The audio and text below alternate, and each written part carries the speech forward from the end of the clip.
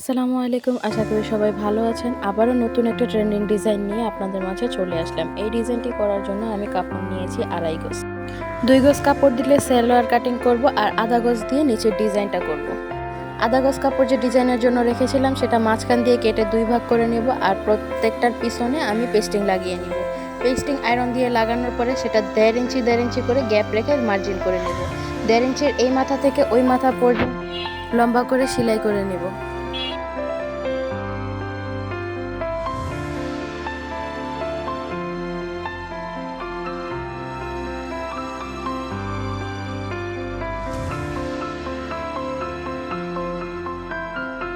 সেলাইয়ের শেষে এই ডিজাইনটার উপরে আবার আয়রন করে নেব। দেখতেই পাচ্ছেন ডিজাইনটা কত সুন্দর হয়েছে। এখন যে অংশটা আমরা ঢেউ দিয়েছিলাম সেই ঢেউয়ের উপরে লেস লাগিয়ে নেব।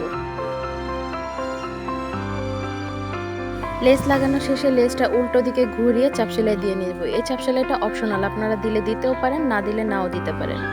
তারপর আমরা যে জিগজ্যাগ ডিজাইনটা করেছি তার উপরে পিন দিয়ে খুব সুন্দর করে বসিয়ে সেলাই করে নেব।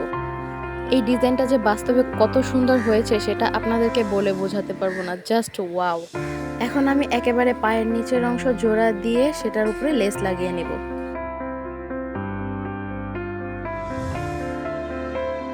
লেসটা লাগানোর জন্য আমি সামনের দিকে জোড়া দিয়েছি, উল্টো পাশে জোড়া দিইনি, যাতে আমি লেসটা চাপ সেলাই দিয়ে বসিয়ে দিতে পারি।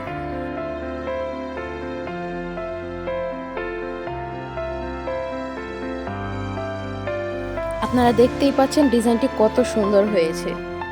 এরকম নতুন নতুন ডিজাইন পেতে আমার পেজ অথবা চ্যানেলটি সাবস্ক্রাইব করেন, পেজটি ফলো করে রাখতে পারেন। আশা করি আপনাদের কাছে ভালো লেগেছে।